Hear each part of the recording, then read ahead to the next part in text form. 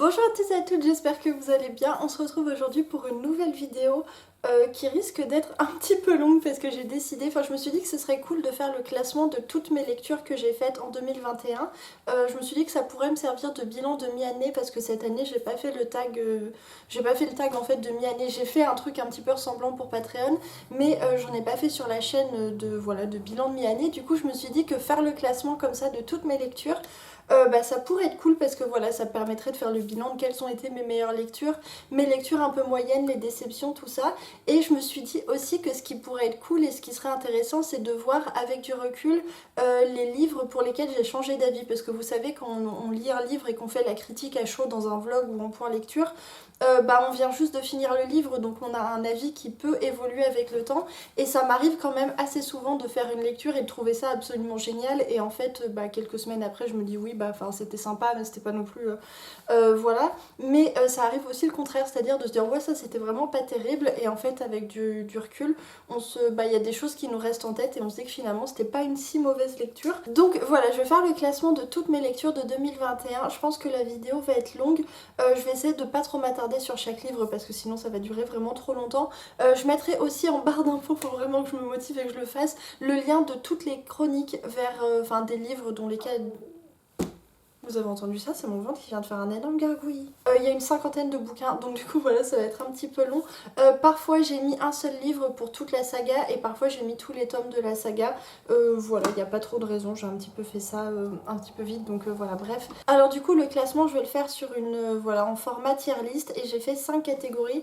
Du coup la catégorie coup de cœur, la catégorie très bonne lecture, ensuite bonne lecture, bof, et les livres que j'ai pas aimés, que voilà, bon bref, les livres que j'ai pas aimés. Donc voilà, du coup on va pouvoir commencer tout de suite et puis voilà. Bon allez, alors du coup le premier livre, du coup on commence en beauté parce que c'est Bonne Season de Samantha Shannon, le premier tome qui est du coup paru chez De Saxus et que je n'ai pas aimé. J'hésite à le mettre dans bof ou dans pas aimé, je sais pas. Vous voyez, je commence déjà à hésiter parce que c'est une lecture, c'était une de mes toutes premières lectures de 2021 et j'avais tellement d'attentes pour ce roman et j'ai été tellement déçue. Je pense que si j'avais pas eu autant d'attentes, ça aurait été une lecture bof, mais comme j'avais mis la barre assez haute, du coup c'était vraiment une lecture... Non, je pense que je vais le mettre en bof, mais que ça va finir tout en bas de mes bofs. Alors ensuite, on continue. Du coup les 100 000 royaumes de N.K. Jemisin qui est du coup le premier tome de sa trilogie L'Héritage. Attendez, je vais me mettre à l'aise, je suis pas à l'aise. Alors du coup les 100 000 royaumes de N.K. Jemisin qui est du coup le premier tome de sa trilogie L'Héritage qui est elle-même sa toute première trilogie. C'était une bonne lecture mais sans plus. J'ai passé un bon moment mais c'était pas franchement incroyable et j'étais assez déçue.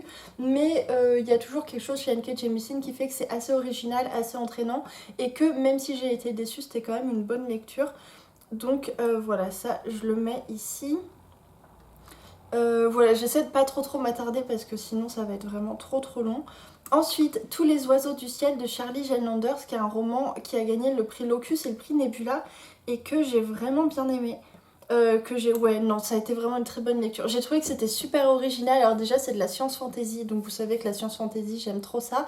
Et en plus j'ai trouvé que c'était vraiment original, qu'il y avait un côté un peu burlesque et en même temps super drôle et super touchant. J'ai trouvé qu'il y avait plein de surprises dans ce roman et que c'était très chouette. Enfin, j'ai vraiment beaucoup aimé cette lecture. Alors ensuite, Cantique pour les étoiles de Simon Jiménez, qui est une... Ah bah voilà, ça commence déjà à bouger.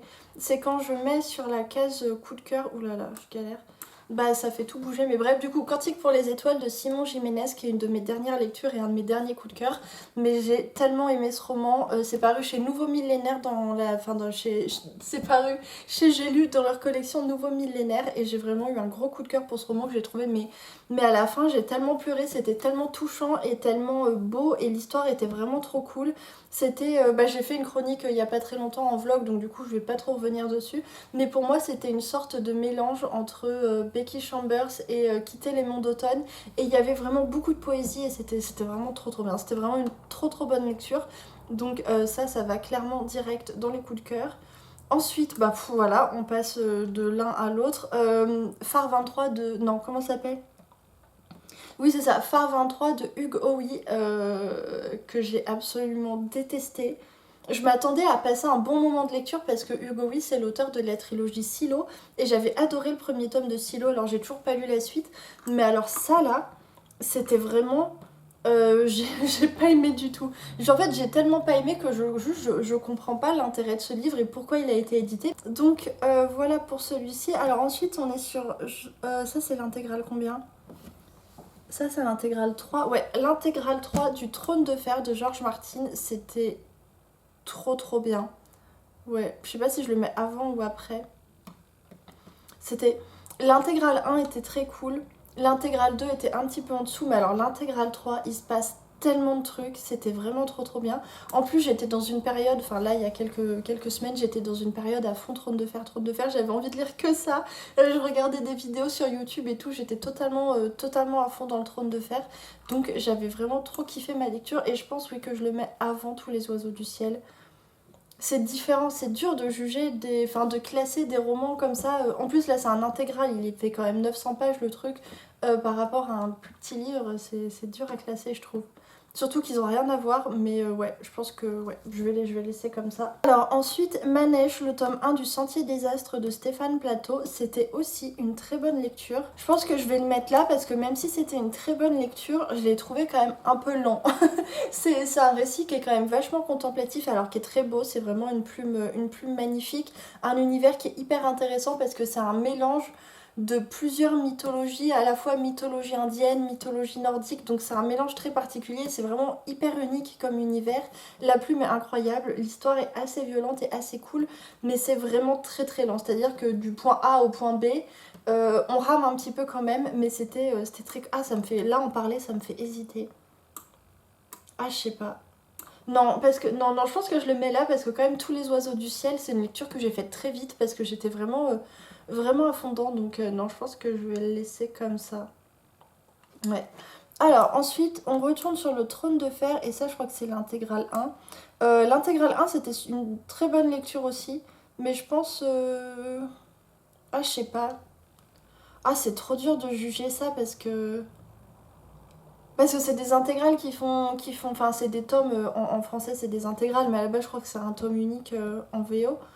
Mais ça fait 1000 pages, donc c'est difficile de juger par rapport à un bouquin qui fait 400 pages. Euh, Et puis le Trône de Fer c'est différent parce que le fait d'aimer autant ma lecture d'une Trône de Fer, c'est vachement rattaché au fait que j'aime beaucoup la série aussi.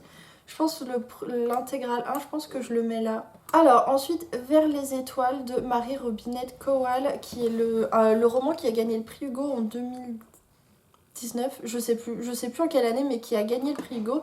Et j'avais beaucoup d'attentes pour ce livre et j'ai été quand même pas mal déçue. Je sais pas, je m'attendais à autre chose, je pensais que... En fait, le début était trop cool, le début était super prometteur, ça allait assez vite, on avançait bien. Et ensuite, je trouve que sur quand même les trois quarts du bouquin, c'est lent, on s'enlise un petit peu, il se passe pas grand chose. Et puis les enjeux du roman aussi sont vachement finalement psychologiques ou personnels par rapport à l'héroïne, alors que je m'attendais à des enjeux à plus grande échelle, avec plus d'action, plus de... Je m'attendais à un truc plus science-fiction et finalement on était beaucoup plus sur quelque chose d'historique. Pas trop ça que, je sais pas, enfin, bon bref. Du coup, bonne lecture, mais pas non plus incroyable. Alors, Demain et le jour d'après de Tom Sweterlich, du coup chez Albin Michel Imaginaire. C'est par l'auteur du coup du gars qui a fait Terminus, que j'avais vraiment adoré. Demain et le jour d'après, c'était sympa. C'était vraiment une bonne lecture. Je pense que je le mets là. Ouais, je pense que je le mets là parce que j'ai passé un bon moment sur le coup. En fait, sur le coup, c'était une bonne lecture, mais c'est pas un truc qui va me rester en tête super... Enfin, si, il y a des passages quand même. Mais bon, après le cyberpunk, parce que c'est un roman cyberpunk, en fait c'est une enquête policière, une espèce d'enquête policière dans un monde futuriste où la technologie a tout envahi et c'est un univers qui est très sombre et l'enquête est assez sombre. Et c'est vrai que le cyberpunk c'est pas mon sous-genre préféré de la science-fiction, donc je pense aussi c'est pour ça que c'est pas une lecture qui m'a... Enfin sur le coup c'était cool à découvrir, mais c'est pas la lecture qui va le plus me marquer cette année. Non, je vais le mettre là. Alors ensuite on a Jeunesse de la Cité de M.K. Jemisin, du coup le premier tome de sa trilogie Mégapole, et ça je pense que sans trop d'hésitation, si j'arrive à le placer là, allez, Voilà, attendez, je remets bien. Je me demande si... Ah non, c'est bon. Parce que j'ai eu peur à un moment d'avoir oublié de mettre un roman dans la liste des livres. Mais oui, du coup, je disais que c'est quand même une de mes meilleures lectures de l'année. Je pense que ça va être peut-être dans le top 3, peut-être dans le top 5, ça dépend parce que j'ai fait quand même pas mal de très chouettes lectures. Mais c'est sûr que ça fait partie de mes meilleures lectures de l'année. Donc voilà, ça c'est tout en haut de mes coups de cœur. Alors ensuite on a Le Prince Bâtard de Robin Hobb qui est le prélude à l'Assassin Royal. C'est un très court texte qui va nous parler de l'origine du talent du vif. Enfin c'est une espèce de pouvoir magique dans l'Assassin Royal qui est très mal vu. Et en fait c'est un récit qui va nous expliquer pourquoi c'est mal vu. Bof, ouais c'était bof, hein. C'était quand même vachement bof j'ai trouvé, enfin c'était, comment dire, c'était intéressant si on est super fan de l'Assassin Royal et ce qui est mon cas et du coup qu'on voulait avoir les infos, mais j'ai trouvé que l'histoire en elle-même était un peu facile, je sais pas, c'était un peu, ouais c'était bof quoi, clairement pas, ouais voilà, pas, pas ouf. Alors, ensuite, on a Les Oiseaux du Temps de Tamal El-Motar et Max Gladstone, que j'ai pas trop aimé non plus, hein, c'était pas... En fait, c'est un roman, mais il y en a un autre comme ça, il y a Numérique de Marina et Sergei Diatchenko, ça va être un peu la même chose. C'est des romans, je pense que c'est vraiment des bons livres, mais alors je suis passée totalement à côté parce que c'est vraiment pas du tout mon délire. Là, dans celui-ci, j'avais tellement d'espoir, je pensais vraiment que j'allais adorer parce que le concept de l'histoire et le résumé me faisaient mais vraiment super envie. Et en fait, je me suis fait chier, mais alors je me suis vraiment fait chier tout du long. J'ai trouvé que c'était beaucoup trop obscur et pas... Enfin bon, bref, j'ai pas aimé. Non, bon, bref. J'en ai déjà beaucoup parlé, donc je vais pas revenir dessus. Mais ça fait vraiment partie de mes déceptions. Ah ouais, d'ailleurs, je le mets là, mais... Non, attendez, je vais bouger, parce que là, ça va pas. Parce que en vrai, Bonne Season, je l'ai trouvé bof, mais j'ai quand même pris un certain plaisir à le lire. C'est-à-dire que le lire, c'était agréable. Je comprenais pas trop ce qui s'était passé dans la tête de l'autrice, mais au moins je passais un plutôt bon moment de lecture.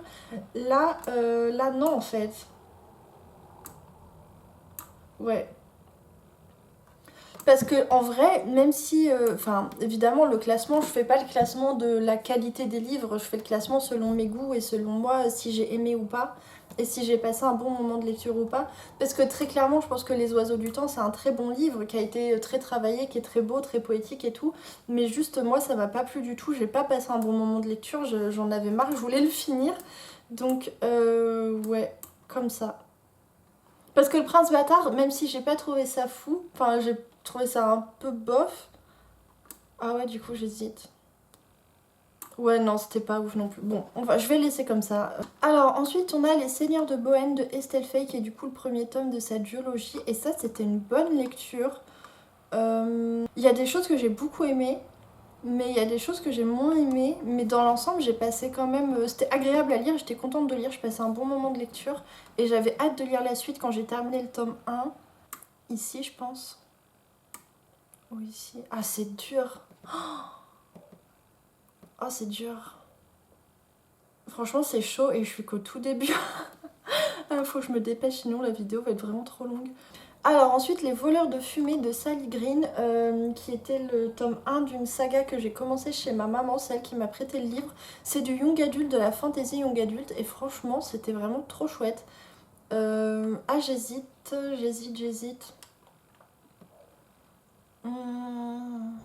Je vais le mettre là parce que j'ai quand même passé un bon moment de lecture. En fait, ça se lisait tellement bien, c'était tellement agréable à lire. Alors, ça n'avait rien de révolutionnaire, clairement, mais c'était quand même très chouette. Donc, du coup, je pense que je vais le mettre là parce que j'ai passé vraiment un bon moment avec cette lecture.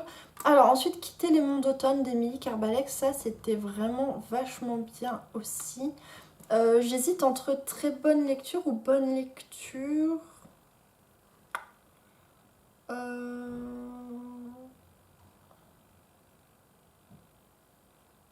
Ouais, non, c'était quand même vraiment bien. J'ai trouvé que c'était vraiment original et c'était de la science-fantasy là encore. Et je sais pas, j'ai trouvé que l'aspect japonisant de l'univers c'était vraiment trop chouette et qu'il y avait des développements vraiment. Ouais, non, si c'était vraiment une bonne lecture. Parce que il y a même. En fait, je trouve que j'en ai pas trop parlé d'ailleurs dans ma chronique, mais à la fois l'univers était super cool, c'était assez original, mais j'ai aussi trouvé que les relations entre les personnages. À un moment, on a nos trois personnages principaux, enfin, on a un personnage principal. Et on a deux personnages secondaires qui tournent un petit peu autour, enfin bon bref, trois personnages qui se retrouvent un petit peu coincés au même endroit, dans un endroit assez étroit. Et les relations entre les personnages sont super intéressantes, c'était assez intense et tout, c'était vraiment trop cool. Non, ça c'était vraiment une très bonne lecture, donc je vais le laisser là. Grisha aussi, c'était vraiment grave sympa. C'était une trop bonne lecture, Grisha. Ouais. Non, Grisha, j'ai vraiment bien aimé. J'ai passé vraiment un super moment de lecture avec ce livre, donc du coup, je vais le mettre dans mes très bonnes lectures. Ensuite, Sémiosis de Sue Burke, que j'ai lu il y a pas longtemps. Oh là là. Oh, je sais pas où le mettre. Parce que ça aussi, Sémiosis, je pense que c'est une de mes meilleures lectures de l'année. C'était vraiment, vraiment, vraiment trop bien. C'est un roman de science-fiction, mais c'était trop bien, je sais pas où le mettre. Oh là là. Oh, ça va être dur de départager les coups de cœur comme ça, c'est horrible. Je pense... Ah non, je sais pas. Oh, c'est dur. Euh, Parce qu'après, je sais qu'il y en a d'autres que j'ai vraiment adoré aussi. Et je sais pas comment je vais faire. Oh là là, je sais pas comment je vais faire pour ce classement. Je crois que c'est vraiment le plus dur, c'est de classer les coups de cœur entre eux. Ouais, je pense que comme ça... En vrai, Sémiosis et Cantique pour les étoiles, je les mettrais bien à égalité quand même, mais je peux pas. Du coup, je dirais que Sémiosis c'est peut-être un poil devant, mais pas grand-chose. En fait, c'est assez différent, mais... Ouais.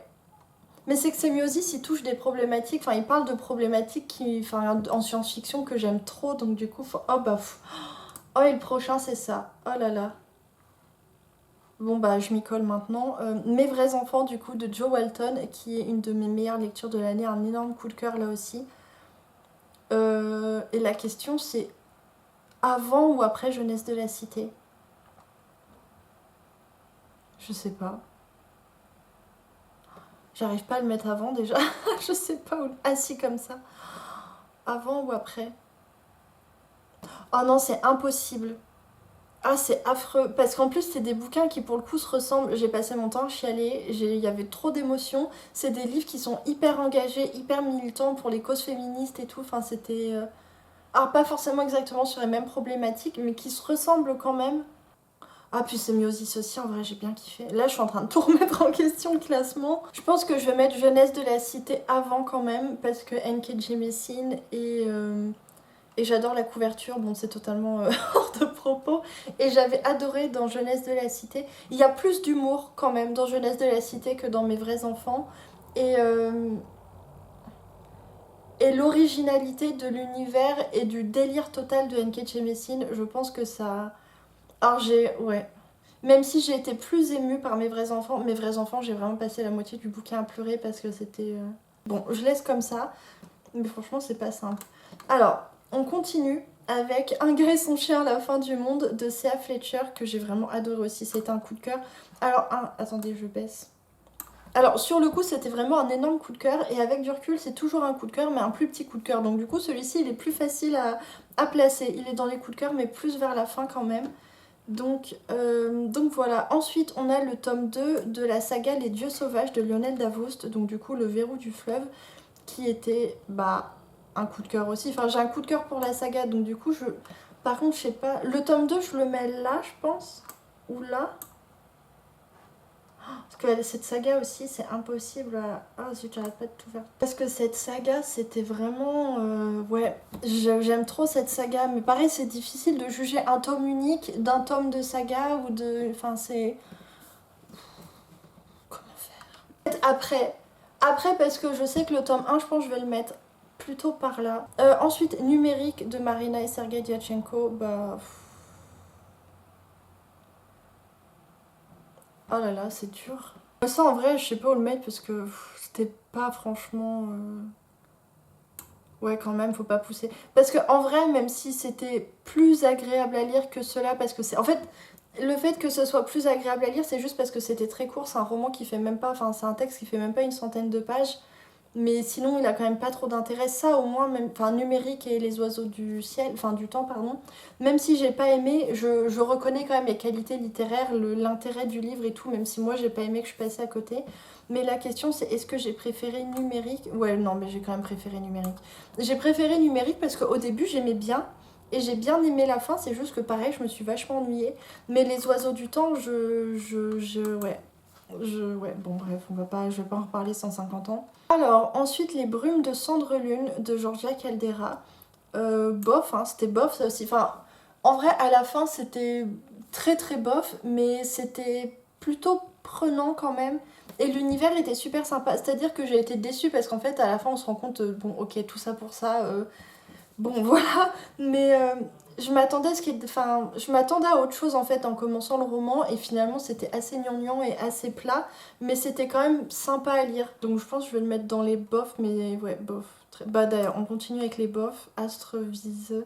Le tome 2 de Skyward de Brandon Sanderson qui était franchement bof, hein. Enfin, j'hésite en vrai. Je trouve que je suis dure avec ce tome 2, mais en même temps bof, parce que j'étais assez emballée par le début. Je trouve que vraiment le milieu c'est quand même assez long. Moi j'ai trouvé qu'il y avait des longueurs, je me suis un peu fait chier.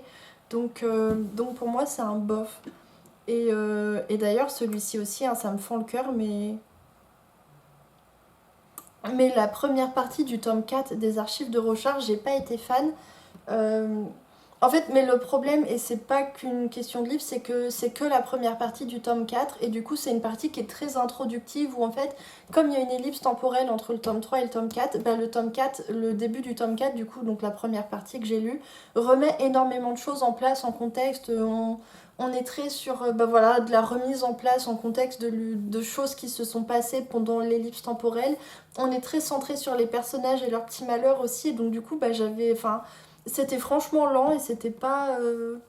Je pense que j'aurais plus apprécié si j'avais eu la suite directement, mais le fait d'avoir que cette partie qui est quand même franchement lente, bah ça m'a pas énormément enjaillé pour... Ouais, ça m'a déçue, j'ai été vachement déçue de cette partie en fait. Alors maintenant, Oraison de Samantha Bali, qui est du coup une duologie, et j'ai lu que le premier tome parce que j'ai trouvé ça bof. Je sais pas où le placer. En fait, je pense que j'ai été déçue, surtout parce qu'en fait, c'est une copine qui me l'a prêté, qui me l'a recommandé. Bon, elle l'a lu il y a un bail déjà, donc je pense que... Enfin bref, elle avait beaucoup aimé, donc du coup, je m'attendais à beaucoup aimer aussi. Et finalement, j'ai été déçue. Alors, j'ai pas aimé du tout les dialogues. J'ai rarement vu un livre où les dialogues étaient aussi malaisants, en fait. C'était bof. C'était bof, mais ça se lisait bien quand même. Je pense que je le mets là. Avant ou après les brumes. J'arrive pas à savoir si c'était avant ou après les brumes de Cendre Lune. Bon, sachant que pour les deux, j'ai lu que le tome 1, donc du coup, c'est que... Bah pour les trois d'ailleurs, parce que les bonnes Season aussi. Alors, ensuite, Iscari, et ça de Kristen Ciccarelli, et ça, c'est le tome 2. C'était une bonne lecture, mais le tome 2, c'est vraiment... Je crois que c'est celui... Oui, c'est celui que j'aime le moins de la trilogie, parce que le tome 1, c'était vraiment trop trop cool. Le tome 1 d'Iscari, il est vraiment trop chouette. Et j'ai beaucoup aimé le tome 3 aussi, mais alors le tome 2 m'a pas... C'était sympa, mais c'était voilà, sympa sans plus. C'était chouette, mais sans... voilà. Ensuite, le tome 2 du Trône de Fer, c'était une bonne lecture aussi. Mais le tome 2, il se passe quand même pas grand-chose.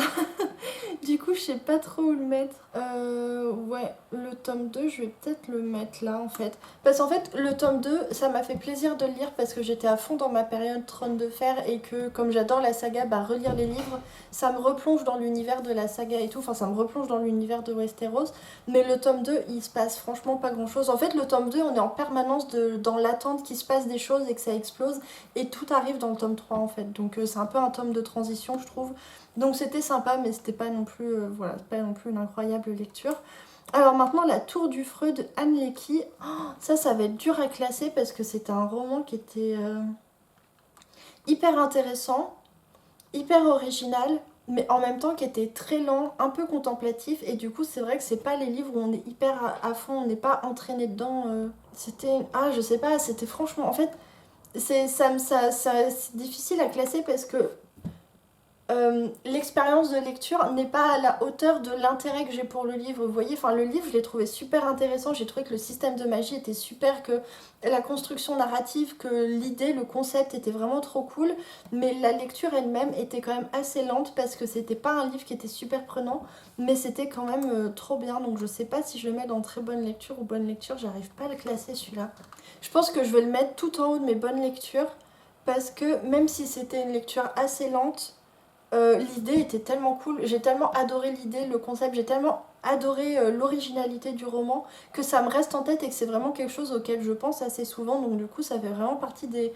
C'est une lecture qui est marquante, mais c'est pas une lecture que j'ai adoré, je sais pas comment expliquer. Donc bon, je vais le classer là, c'est difficile, hein. Alors, j'ai fait une boulette et ça m'a tout supprimé mon classement. Du coup, heureusement que j'avais l'enregistrement de l'écran qui m'a permis de tout remettre le classement comme il était.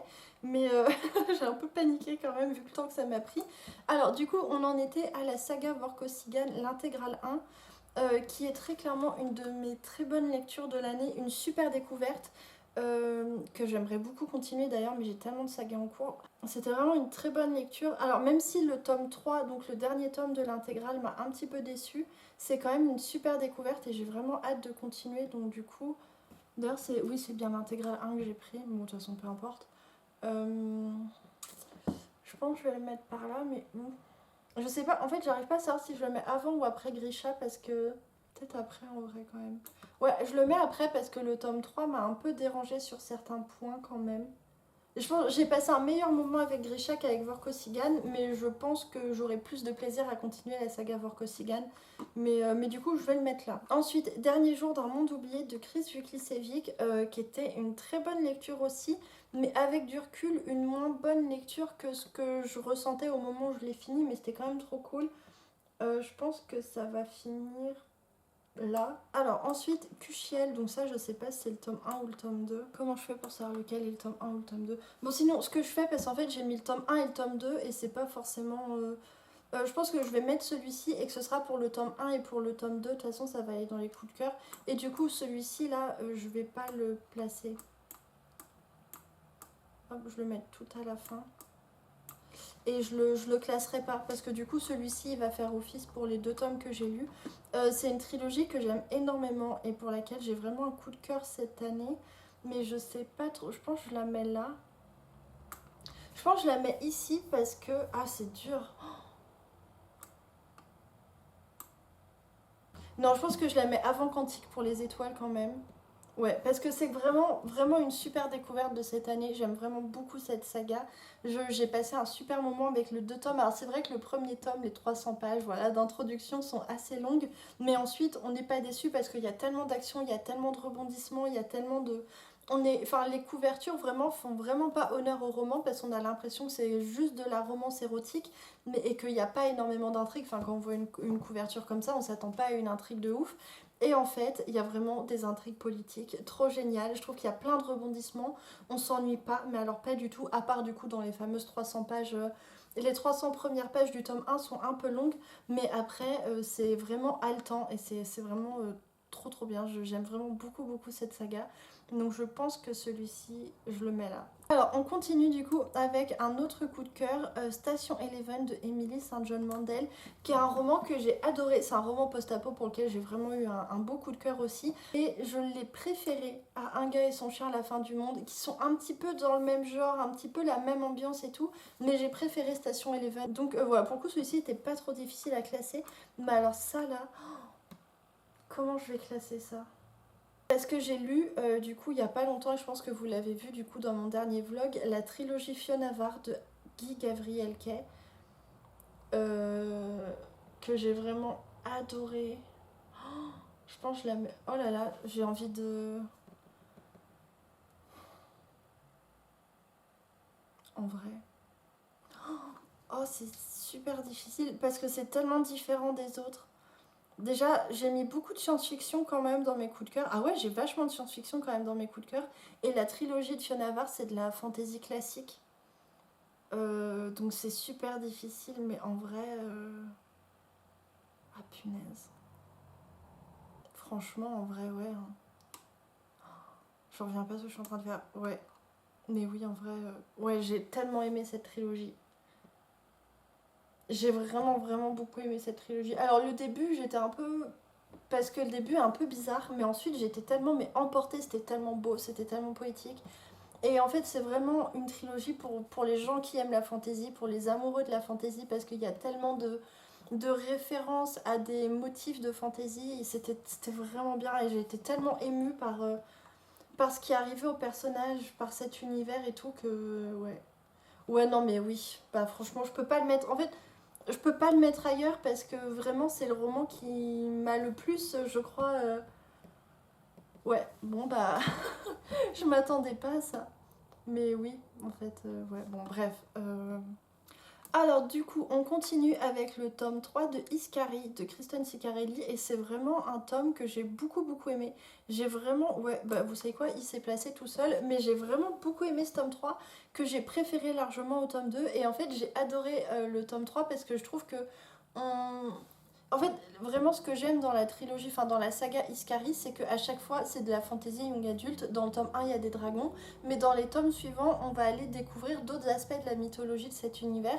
Et j'aime beaucoup le fait qu'à chaque fois, les contes, les légendes, toute la mythologie de l'univers soit aussi important dans l'intrigue. Il y avait une romance, alors il y a une romance dans chaque tome, mais la romance du tome 3, je l'ai trouvée particulièrement touchante et je sais pas, j'ai vraiment beaucoup aimé ce tome 3, c'était vraiment une de mes très bonnes lectures, j'ai passé un super moment. Ensuite, le tome 2 de Binti de Neddy Okorafor, oui, comme ça, je pense. Comme ça, peut-être. C'était vraiment une très bonne lecture. Alors, en fait, j'ai un coup de cœur pour la saga, pour l'univers, mais le tome 2 tout seul, je pense qu'il va dans mes très bonnes lectures. Mais je sais pas trop... Là. Non, comme ça, oui, comme ça. Comme ça. Je fais des modifications après coup, mais ouais, bah c'est que c'est super. En fait, à chaque fois quand tu... je trouve que ça change tout, l'appréciation d'un livre, quand il est en compétition ou en comparaison avec d'autres livres, en fait. C'est pas du tout pareil que de juste parler d'un livre. Alors, ensuite, Les Dieux Sauvages, le tome 1 de Lionel Davoust. Et là, pour le coup, je pense que je vais mettre ça... Là. Là. Je pense que je mets avant Cuchiel quand même, parce que même si j'adore Cuchiel, je trouve que la saga des Dieux Sauvages est encore plus prometteuse en fait pour la suite, et qu'en plus, il y a, je sais pas, il y a un truc qui me plaît plus peut-être dans les Dieux Sauvages. C'est difficile, mais franchement, je les mettrais presque à égalité parce que j'arrive pas trop à trancher. Alors ensuite, ça aussi, ça va être difficile. La saga Codex Alera, du coup, j'ai mis que le premier tome, mais j'ai lu les 3 premiers, et c'est vraiment...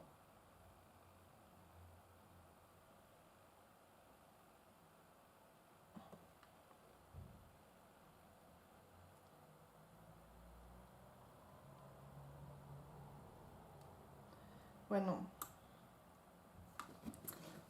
Je pensais pas que Fiona Var resterait. Et là, ensuite, je regarde et. Je crois que ça va être Fiona Var, mon gros coup de cœur. En fait, la saga Codex Alera, je crois que c'est mon plus gros kiff de lecture de l'année. C'est vraiment la saga que je prends le plus de plaisir à lire. Parce qu'en fait, c'est une saga, c'est très page turner, il y a beaucoup d'action, les personnages sont attachants, l'univers est trop cool, mais c'est pas non plus une saga avec des qualités narratives, enfin comment dire, c'est pas une saga qui va révolutionner la fantasy ou qui est super enrichissante au niveau spirituel, alors que Fiona Var c'était tellement poétique et tellement beau que c'est... Mais en même temps, Codex Alera, je prends mais tellement de plaisir à lire les tomes à chaque fois, c'est vraiment la lecture qui me fait du bien et qui à chaque fois me donne envie de... Enfin, c'est vraiment la lecture qui me donne le plus gros plaisir de lecture de l'année, mais j'ai quand même été plus touchée par Fiona Var, je pense, dans l'ensemble. Et mais j'arrive pas à croire que Jeunesse de la Cité, mes vrais enfants soient redescendus comme ça dans le classement. Alors la suite, La Fraternité de l'Anneau de Tolkien, c'était une bonne lecture. J'ai l'impression que je vais m'attirer des foudres, mais je vais pas le mettre dans mes très bonnes lectures parce que... Alors déjà, c'est une lecture que j'ai surtout fait en audiobook d'ailleurs, que j'ai surtout écouté en faisant de la couture. Et c'était sympa, mais je pense vraiment que c'était très chouette à écouter. Ouais, je vais le mettre là.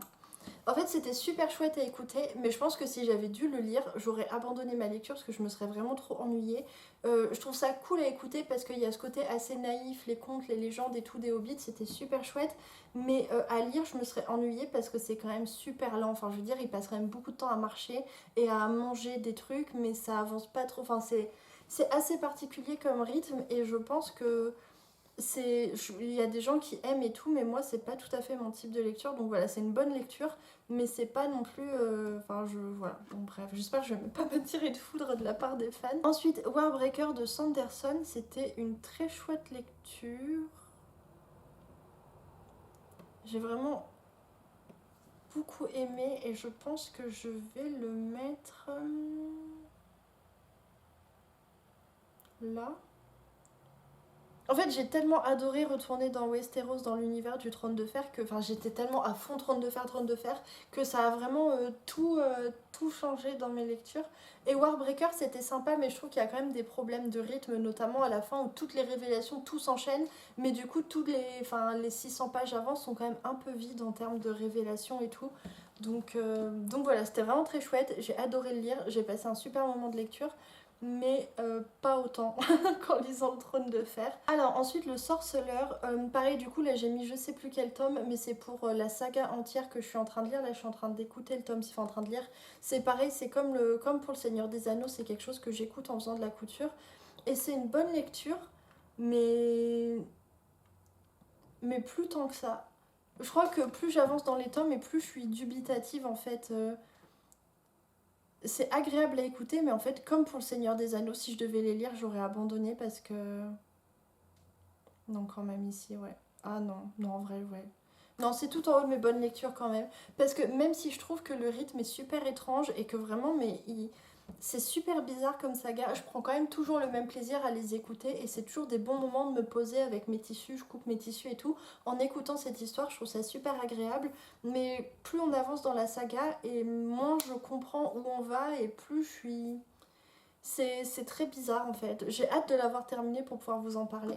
Alors du coup, Steven Erikson, le tome 3 du livre des martyrs, c'était vraiment une trop bonne lecture. Oh, ce tome 3, il était vraiment... Le tome 3 était franchement ouf, mais en même temps c'est difficile de le mettre par rapport à Iskari qui est de la fantasy young adulte de 400 pages, ça se lit super vite, alors que ça fait 1100 pages et ça vous met le cerveau en compote. Du coup, c'est tellement différent dans l'expérience de lecture que c'est difficile à classer. Mais ce tome 3 était tellement ouf, franchement. En fait, je pense que je le mets là. Non, je vais le mettre là. En fait, je le mets tout en haut de mes très bonnes lectures parce que même si c'est des lectures qui sont super difficiles, surtout le tome 3, le tome 2 aussi. Mais en fait, c'est des lectures qui sont vraiment exigeantes et l'expérience de lecture est toujours difficile parce que c'est long. C'est vraiment des livres, il faut s'accrocher, c'est long et il faut se souvenir de plein de choses et c'est vraiment... Ça prend du temps et moi j'ai du mal à rester longtemps sur une même lecture. Quand je passe plus de 5 jours sur un roman, j'en ai marre, j'ai envie de le finir. Et là sur le livre des martyrs, à chaque fois je suis obligée de passer plusieurs semaines dessus parce que c'est long comme lecture, mais à la fois c'est tellement satisfaisant une fois qu'on a terminé et qu'on se dit il s'est passé tout ça, j'ai engrangé toutes ces informations et à la fin quand on finit un tome du livre des martyrs, il y a vraiment cette sensation de... Je sais pas comment expliquer, mais c'est assez ouf et le tome 3 était vraiment génial. Alors, L'âme de l'empereur de Brandon Sanderson, c'était aussi une bonne lecture. Bon, hop, comme ça, voilà. Je le mets à la fin de mes bonnes lectures, parce que c'était une bonne lecture, mais c'était pas non plus... voilà, enfin... Voilà. Alors ensuite, La comète de Claire Holroyd, ça je sais pas où je vais le mettre, parce qu'avec ce livre, j'ai le problème du... Enfin, le problème que j'ai eu, c'est que j'ai pas du tout aimé la première moitié du livre, où j'ai pas aimé les personnages, j'ai pas aimé l'histoire, j'ai pas aimé la façon de raconter de l'autrice. Mais alors la deuxième moitié, j'arrivais pas à le lâcher, du coup je sais pas, est-ce que le bilan est quand même plutôt positif, mais je peux pas le mettre ailleurs que dans mes je peux pas le mettre dans bof non plus, parce que quand même à la fin j'étais bien dedans. Mais je le mets à la toute fin de mes bonnes lectures parce que j'ai quand même passé la moitié du livre à me demander si j'allais pas l'abandonner. Donc du coup, je peux pas le mettre dans mes... Voilà, j'hésite presque à le mettre dans bof en vrai.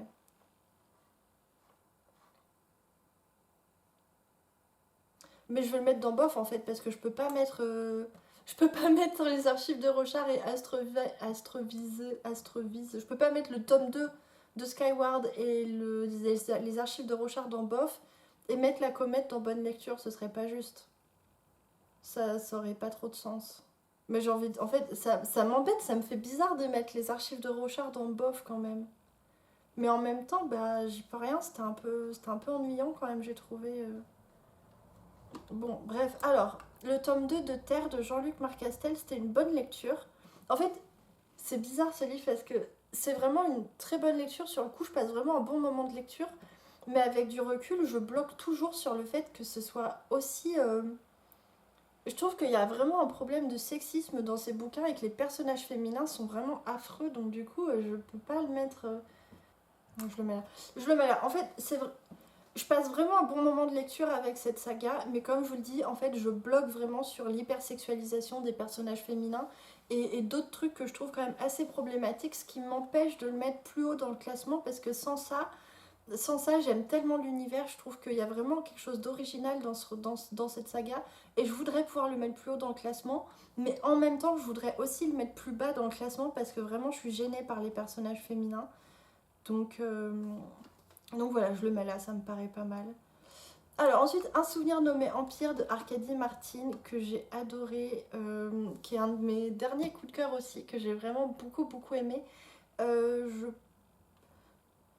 Alors, je pense que ça va jouer entre est-ce que je le mets avant Cantique pour les étoiles ou après Cantique pour les étoiles. Vraiment, les deux se tiennent à pas grand-chose.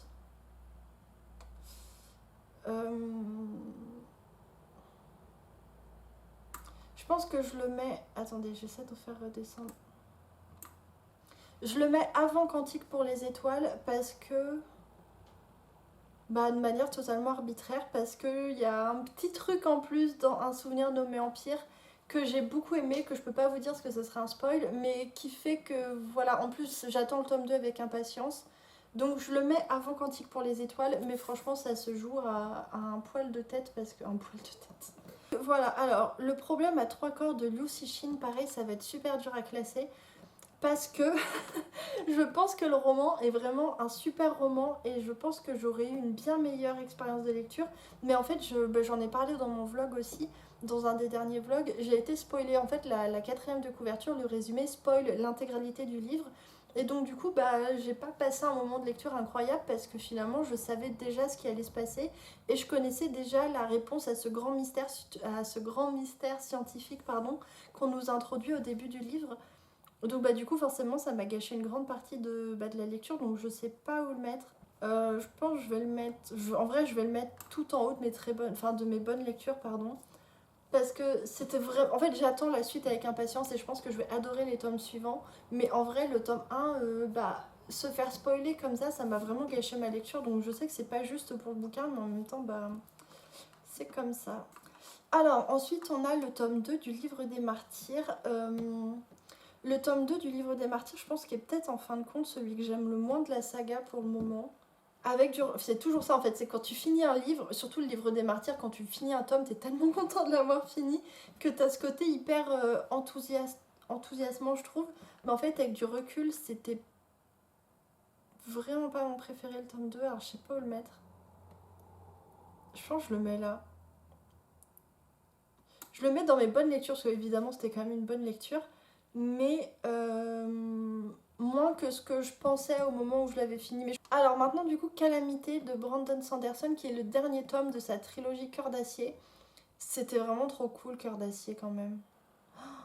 Ouais. En vrai, je le mets dans mes très bonnes lectures parce que cette trilogie, c'est vraiment un super moment de lecture. C'est vraiment quelque chose, ça se lisait bien, il y avait de l'humour, c'était prenant, il y avait des rebondissements, des surprises.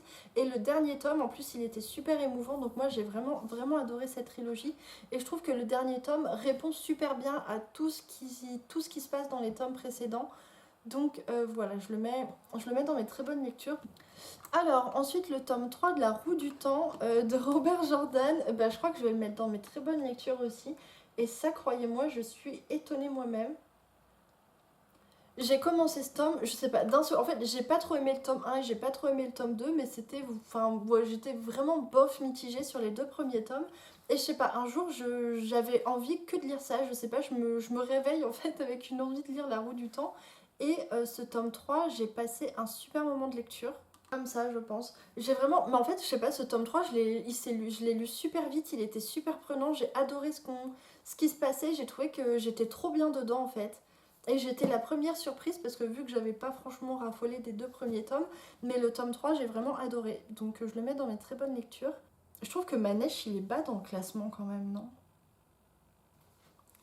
c'est super difficile. Oh là là. Bon, non, je vais arrêter de tout bouger. Ensuite, du coup, le dernier livre que je vais classer, du coup, je sais pas lequel est le tome 2 et lequel est le tome 3. Mais c'est la trilogie, du coup, Un palais d'épines et de roses de Sarah J. Maas que j'ai lu en tout début d'année et que j'ai vraiment beaucoup aimé. Alors, je vais le mettre par là, je pense. En fait, j'ai beaucoup aimé cette trilogie. Enfin, j'ai pas aimé le tome 1, mais je pense que tout le monde est d'accord pour dire que le tome 1, il est franchement pas folichon. Mais j'ai vraiment beaucoup aimé le tome 2.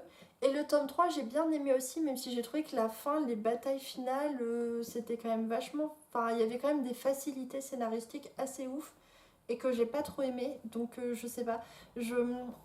Ah, j'arrive pas parce que je pense que... Alors, je sais pas lequel est le tome 2 et lequel est le tome 3, mais je vais placer une seule vignette voilà, pour l'intégralité de la saga.